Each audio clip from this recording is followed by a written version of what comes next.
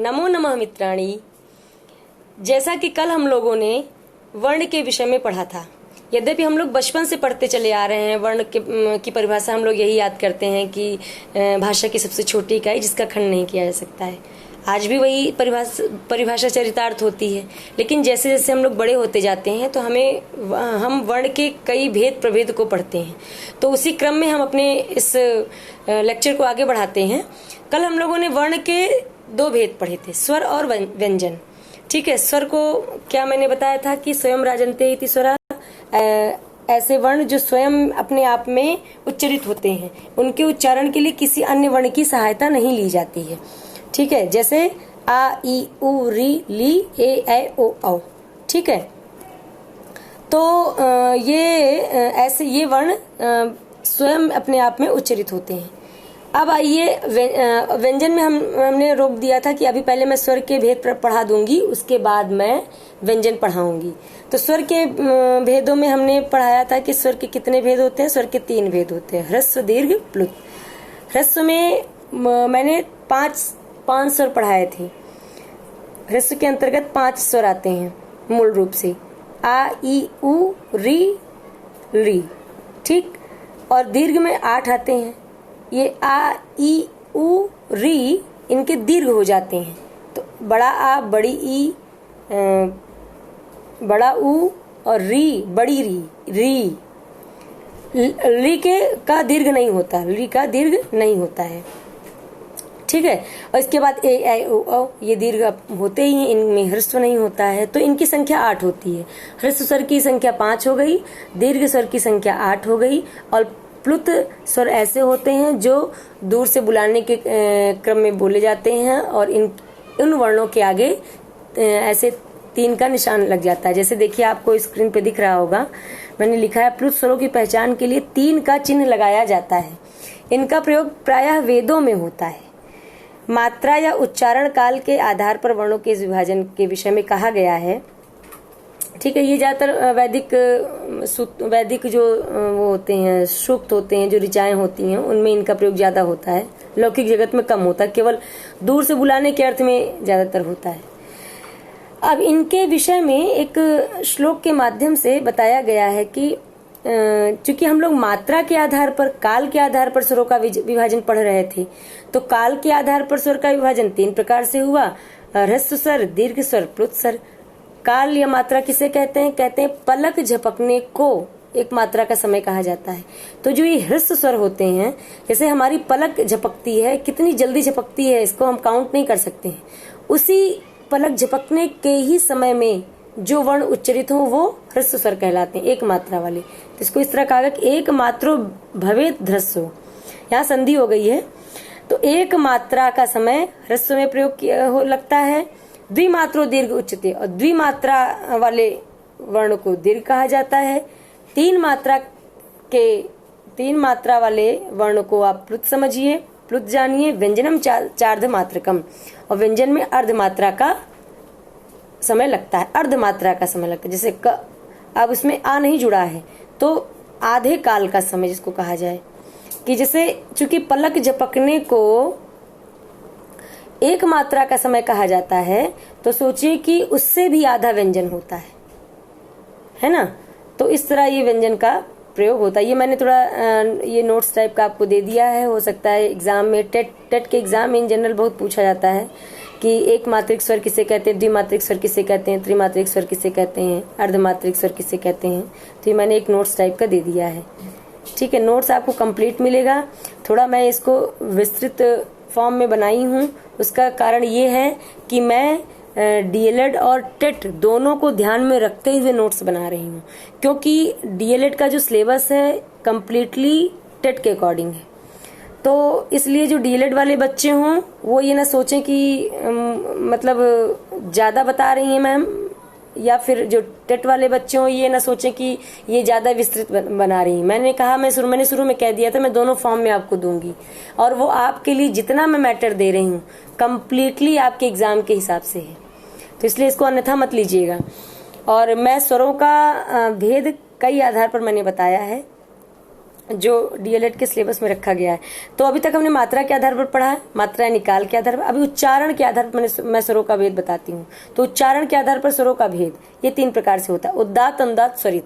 वैसे ये विभाजन वेद के अनुसार है, लेकिन बहुत पूछा जाता है। यहाँ तक कि टीजीटी के एग्जाम में भी जो ये सिलेबस मैं दे रही हूँ आपको, ये जितना ग्रामर मैं दूंगी ये आपके टीजीटी के अकॉर्डिंग भी है। तो ये आपका वेदों में प्रयोग किया जाता है, उदात्त, अनुदात्त, स्वरित। उदात्त के लिए एक सूत्र है छोटा सा, उच्चैरुदात्ता। मुख के भीतर, हमारे मुख के भीतर जो कंठ, तालु आदि उच्चारण स्थान है, अभी मैं आगे उच्चारण स्थान का एक पूरा वीडियो लेक्चर बनाऊंगी तो उसमें और स्पष्ट रूप से बताऊंगी। अभी आप केवल एक पारिभाषिक रूप से समझ लीजिए इसको, कि मुख के भीतर कंठ, तालु आदि जो उच्चारण स्थान हैं, उनके ऊपरी भाग से जिन वर्णों का उच्चारण होता है उसे उदात्त स्वर कहते हैं। वही नियम अनुदात्त में क्या है, इसका सूत्र है नीचैरुदात्ता। नीचैरुदात्ता यानी मुख के भीतर जो कंठ, तालु आदि उच्चारण स्थान है, उनके नीचे के भाग से, अधोभाग से जिन वर्णों का उच्चारण किया जाता है वो अनुदात्त वर्ण होते हैं। और स्वरित वर्ण किसे कहते हैं? स्वरित स्वर समाहार स्वरिता, यानी जहां जिस स्थान पर, या आप इस तरह कह लीजिए कि चूंकि उदात्त ऊपर मुख के ऊपरी भाग से बोले जाते हैं, अनुदात्त मुख के नीचे भाग से बोले जाते हैं। तो समाहार स्वरिता यानी इनके मध्य भाग से, जहां न उदात्त हो ना अनुदात्त हो, इनके मध्य भाग से जिन वर्णों का उच्चारण होता है उन्हें मुख के मध्य भाग से उन्हें स्वरित स्वर कहते हैं। ठीक है, एक विशेष एक नोट टाइप का है, ये अक्सर पूछ लिया था, यहाँ तक कि बड़े एग्जाम में भी पूछ लिया था कि उदात्त स्वर के लिए कौन से चिन्ह का प्रयोग होता है। तो ये जान लीजिए कि उदात्त स्वर के लिए कोई चिन्ह नहीं होता है, जबकि अनुदात्त के लिए नीचे पड़ी लाइन तथा स्वरित स्वर के लिए ऊपर खड़ी लाइन होती है। ठीक है, जैसे मैंने एक ऋग्वेद का एक सूत्र लिया है, अग्नि सूक्त का है ये, सा ना के ऊपर जो खड़ी लाइन है, तो ये आपका खड़ी लाइन क्या हो गई, स्वरित हो गया। और जो नीचे पड़ी लाइन है, पी के नीचे पड़ी लाइन है, तो ये आपका अनुदात्त हो गया, है ना। तो खड़ी लाइन आपका स्वरित स्वर हो गया और पड़ी लाइन आपका अनुदात्त स्वर हो गया। ठीक है, ये बस जानते रहिए, जानना ये एक भी चीज आपको, जितनी भी चीजें दी जा रही हैं सब आपके काम की चीजें हैं। कभी न कभी किसी एग्जाम में आपको इनका सामना करना ही पड़ेगा। तो आगे अब अगला विभाजन देखिए, नासिका के आधार पर स्वरों का विभाजन। नासिका का मतलब वो नाक, नासिका मतलब नाक होता है। तो ऐसे वर्ण, वैसे देखिए वर्णों का उच्चारण तो मुख से ही किया जाएगा, है ना, लेकिन कुछ वर्ण ऐसे होते हैं, या मतलब कुछ शब्द ऐसे होते हैं जिसमें ऐसा होता है कि मुख और नासिका दोनों का प्रयोग होता है। कुछ वर्ण ऐसे होते हैं, तो जैसे इसका एक सूत्र है, मुख नासिका वचनोन्नासिक, मतलब मुख और नासिका से जिन वर्णों का उच्चारण होता है उन्हें अनुनासिक कहते हैं। अनुनासिक, अनु माने पीछे, नासिक मतलब नासिका, नाक के पीछे जो वर्ण चले, या नाक के सहयोग से जिन वर्णों का उच्चारण हो, जैसे आ, ए ना, जितने भी ये अनुनासिक वर्ण होते हैं, आंख हम लोग बोलते हैं ना, भाषाएं, इस टाइप से जो लास्ट में नाक का जिसका प्रयोग हो रहा है, इस टाइप के जो वर्ण हैं वो अनुनासिक, जो इस प्रकार के जो स्वर होते हैं उनको अनुनासिक स्वर कहा जाता है। निरनुनासिक बस इसका उल्टा हो गया, ऐसे वर्ण जिनके उच्चारण में नासिका का प्रयोग नहीं होता है, सिंपल मुख से बोले जाते हैं उन्हें वो जो है अनुनासिक वर्ण स्वर कहलाते हैं। सिंपल जैसे आ ई उ ए ओ औ, है ना, मतलब इसको क्या, ये जनरल बात है, कोई ये थोड़ा सा आता है आपका कि अनुनासिक स्वर किसे कहते हैं, ये आपके क्वेश्चन में आएगा, ये आपके ऑप्शनल में भी आ सकता है, और आ सकता क्या, आता ही है, और हो सकता है इसके परिभाषा भी, ये सूत्र पूछ लिए जाते हैं, तो इसलिए मैंने इसको डाल दिया। थोड़ा सूत्र मैं डालूंगी, सूत्रों से घबराना नहीं है, क्योंकि मैं ये वीडियो जो बना रही हूँ कंपटीशन के हिसाब से बना रही हूँ, और इसलिए इसको देखकर घबराना नहीं है कि ज्यादा सूत्रों का प्रयोग किया जा रहा है। मैं एक ऐसा जनरल आपको नोट्स दे रही हूँ कि जो संस्कृत वाले बच्चे हैं उनका सबसे ज्यादा भला होने वाला है। और जाहिर सी बात है, जो बीटीसी वाले बच्चे हैं जो डीएलएड कर रहे हैं, उनको टेट देना ही देना है, सी टेट देना ही देना है, सुपर टेट देना ही देना है, उनके पास और कोई ऑप्शन नहीं है। और हो सकता है जो कोई बीएड किए हो वो आगे टीजीटी भी दें, तो इसलिए आपके लिए बहुत ही ज्यादा लाभदायक होगा। अब देखिए स्वरों की, ये थोड़ा सा यहाँ गलती हो गई है, इसको आप लोग समझ लीजिएगा कि स्वरों का विभाजन, स्वरों की संख्या के आधार पर विभाजन। यहाँ कुछ ये थोड़ा सा कुछ गड़बड़ हो गया, इसको मतलब कहने का अभिप्राय यह है कि जो ये विभाजन मैंने बताया है मात्रा के आधार पर, मात्रा के आधार पर और ये उच्चारण के आधार पर और नासिका के आधार पर, इनके आधार पर जो ये मैंने विभाजन किया, चूंकि मात्रा के आधार पर मैंने 3 विभाजन बताया, उच्चारण के आधार पर मैंने 3 विभाजन बताया, नासिका के आधार पर 2 विभाजन बताया। ठीक है, तो इन विभाजन के आधार पर स्वरों की संख्या कितनी होगी, तो ये है इसका मतलब, विभाजन के आधार पर स्वरों की संख्या, इस तरह लिखना चाहिए।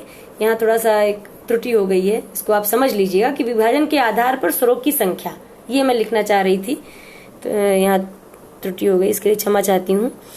आगे देखिए, अब चूंकि हमने शुरू में ये पढ़ा था कि स्वर कितने हैं, स्वर हमने 9 पढ़ा था, यही हमें यही जानना है। संस्कृत में मूल रूप से 5 स्वर हैं और वैसे आप स्वरों की संख्या पूछी जाए तो 9 हैं, और अगर ये पूछा जाए कि अगर ऑप्शन में 9 है तब तो 9 लगाना ही लगाना है।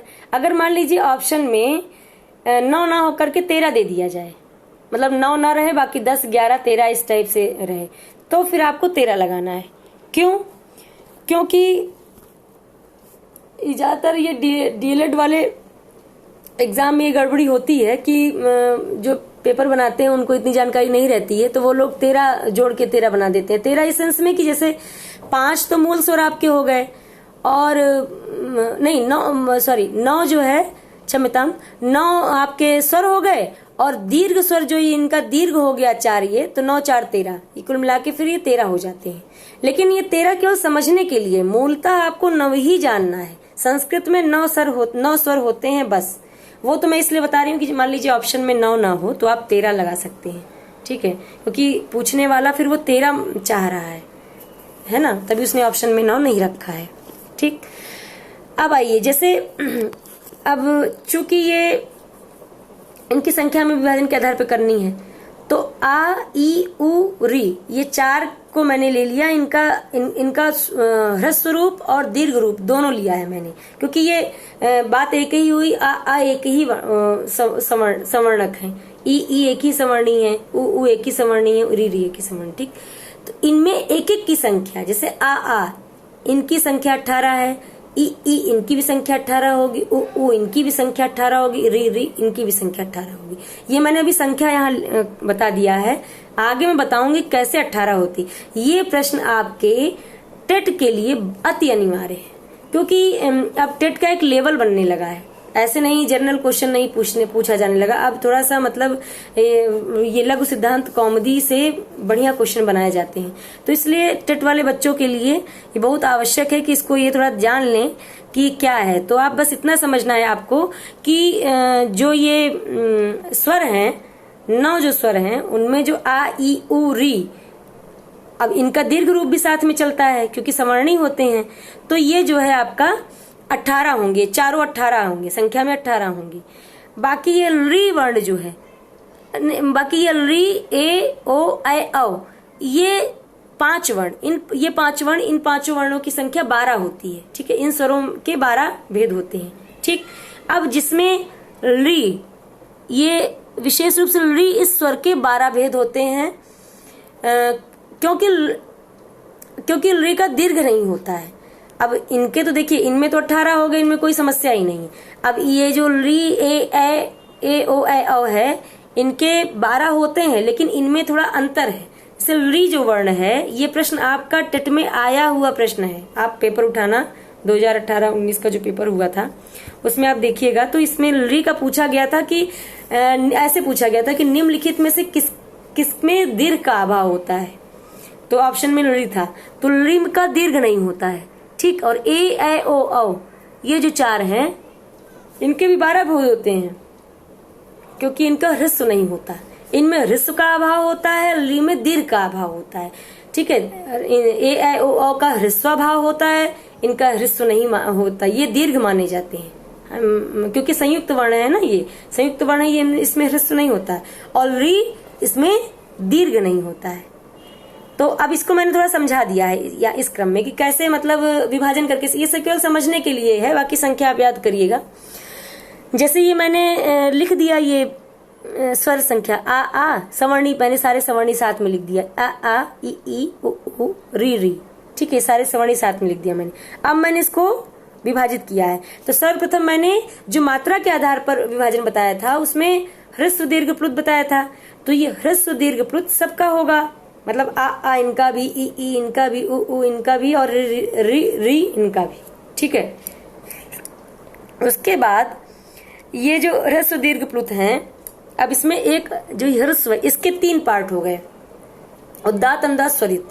उदात्त क्योंकि एक जैसे मान लीजिए आ वर्ण है, ठीक है, ह्रस्व का मैंने एक आ लिया। अब इसका ये जो उच्चारण, आ का उच्चारण ये 3 प्रकार से बोला सकता है उच्चारण के दृष्टि से। एक उदात्त के फॉर्म में बोला सकता है, एक अनुदात्त के फॉर्म में, एक स्वरित के फॉर्म में, ठीक है। ये निर्भर करता है कि बोलने वाला कैसे बोला, या फिर मतलब वेदों के अनुसार ये व्यवस्था बनाई गई थी उच्चारण के लिए। ये वैदिक प्रश्न वो विषय है। बाकी इतना आप जनरल लौकिक जगत में इतना ही जानिए कि सबके 3 विभाजन होते हैं। जितने भी वर्ण हैं, जितने ह्रस्व होंगे इन चारों के, सबके 3, फिर दीर्घ के 3 और प्लुत के 3 प्रकार से इनको बुला सकता है। फिर अब इनके जो ये ह्रस्व वर्ण हैं, एक ह्रस्व के 2 भाग हो गए। जैसे ह्रस्व आ हो गया तो उसके 2 भाग हुए, और दीर्घ आ हुआ तो उसके 2 भाग हो गए, ह्रस्व ई हो गया तो उसके 2 भाग। इस प्रकार 2 करके ये अनुनासिक निरनुनासिक, अनुनासिक निरनुनासिक, अनुनासिक निरनुनासिक, इस तरह हो गए। अब इनको हम काउंट करते हैं तो 3 3 6 ऐसे मैंने किया। जैसे ये ह्रस्व के 3 हो गए और इसके 2 हो गए, तो मैंने इसको यहाँ गुणा कर दिया। 3 दूना 6, 3 दूना 6 और 3 दूना 6, 6 + 6 बराबर 18, ठीक। ये आपको 18 भेद समझ में आ गए, क्योंकि इनमें किसी का अभाव नहीं होता, ये कंप्लीट होते हैं पूरी तरीके से। अब आइए ये ए आई ओ औ का देखते हैं हम। यहाँ मैंने संख्या ए आई ओ औ कर दिया मैंने, ये देखिए। अब इनके देखिए, क्योंकि इनमें हमने आपको पहले बता दिया कि इनका ह्रस्व नहीं होता है, ह्रस्व भाव होता है इनमें। ये प्रश्न भी आपका टेट में पूछा गया है, तो इसलिए मैंने इनको पूरा ऐसे डिटेल में बता दिया कि आपको ये समझ में आ जाए कि हाँ कैसे ह्रस्व का अभाव होता है, क्या चीज में। तो चूंकि ह्रस्व का अभाव होता है तो ह्रस्व का विभाजन होगा ही नहीं, इनके केवल 2 विभाजन होते हैं। तो दीर्घ हो गया, प्लुत हो गया, दीर्घ के 3 विभाजन हो गया, अनुनासिक और उदात्त अंदाज स्वरित, इसके भी 3 हो गए, उदात्त अंदाज स्वरित। फिर इन दोनों के 2 हो गए, अनुनासिक, अनुनासिक निरनुनासिक, अनुनासिक निरनुनासिक। अच्छा, निरनुनासिक को अनुनासिक भी कहते हैं। निरनुनासिक, निर्धन अनुनासिक, जो नासिक ना हो, अनुनासिक, अनुनासिक, जो अनुनासिक ना हो। बात एक ही हुई, बस शब्द थोड़ा सा हेरफेर है, थोड़ा सा मतलब। तो अब इनको देखिए, 3 दूना 6 और 3 दूना 6, 6 + 6 12 हो गया। इधर आइए री। अब री में दीर्घ का अभाव होता है, ठीक। तो दीर्घ नहीं होगा तो ह्रस्व प्लुत से हम इनका विभाजन करेंगे। उसके बाद इसके 3 पार्ट किए, उदात्त अंदाज स्वरित, उदात्त अंदाज स्वरित, इसके भी उदात्त अंदाज स्वरित हो गया, इसके 2 हो गए, 3 दूना 6, 3 दूना 6, 6 + 6 12 हो गया, ठीक है। तो ये आपको समझ में आ गया होगा, और ये बहुत ही इम्पोर्टेंट है। ये समझ लीजिए कि अब आने वाली परीक्षाएं टेट की, भाई टेट में 30 अंक जो है 30 नंबर संस्कृत रहता है। और अगर कोई एक सामान्य बच्चा भी, मान लीजिए उसका मैथ नहीं अच्छा है, उसका और कोई सब्जेक्ट कम अच्छा है, तो अगर आप हिंदी और संस्कृत संभाल लेंगे तो कम से कम 30 में 25 भी ले आते हैं, दोनों में तो 50 ऐसे हो गया। बाकी और जगह आप अपना एडजस्ट कर लीजिए। तो कहने का अभिप्राय ये है कि इसीलिए मैं आपको कंप्लीट नोट्स चल रही हूँ कि आपका फायदा ही होगा, नुकसान नहीं होगा, है ना। और उसके बाद मैंने थोड़ा इसको सब्जेक्ट फॉर्म में प्रश्न बनाया है, वो डीएलएड वाले बच्चों के लिए कैसे प्रश्न बनते हैं। इसमें 2 नंबर में प्रश्न आते हैं उनके यहाँ। तो वर्ण किसे कहते हैं, इसके कितने भेद होते हैं, स्वर किसे कहते हैं, इसके कितने भेद होते हैं। फिर मात्रा या काल के आधार पर स्वरों का विभाजन कीजिए, उच्चारण के आधार पर स्वरों का विभाजन कीजिए, नासिका के आधार पर स्वरों का विभाजन कीजिए। ये प्रश्न आपका सब्जेक्टिव फॉर्म में। ऑब्जेक्टिव फॉर्म में, वस्तुनिष्ठ फॉर्म में इस तरह बन सकता है कि संस्कृत वर्णमाला में कितने स्वर हैं, ये आप करिएगा। इसको मैंने सॉल्व नहीं किया क्योंकि मैंने नोट्स में सब दे दिया है। मूल स्वर कौन कौन से हैं, संयुक्त स्वर कौन कौन से हैं, ह्रस्व स्वर किसे कहते हैं, दीर्घ किसे कहते हैं, प्लुत किसे कहते हैं, यहाँ आप अंडरस्टूड है, अपना नोट्स क्वेश्चन आंसर करना चाहें तो कर सकते हैं। अब ये कि आ ई उ री के कितने भेद होते हैं, री में किसका अभाव होता है, ए ऐ ओ औ में किसका अभाव होता है, और अर्धमात्रा का समय किसके उच्चारण में लगता है।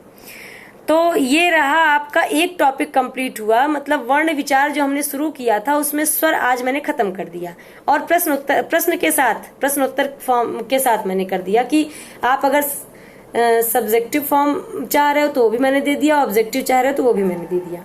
इसके बाद कल मैं आगे के लेक्चर में व्यंजन बनाऊंगी, और मैं कोशिश मेरी यही है कि जितना आपकी परीक्षाओं में आता है पिछले साल कई सालों के सेट को देखते हुए, उतना मैं टोटली आपको देने का प्रयास करूंगी। इसलिए कृपया अपना स्नेह और सहयोग बनाए रखिएगा। बहुत बहुत धन्यवाद।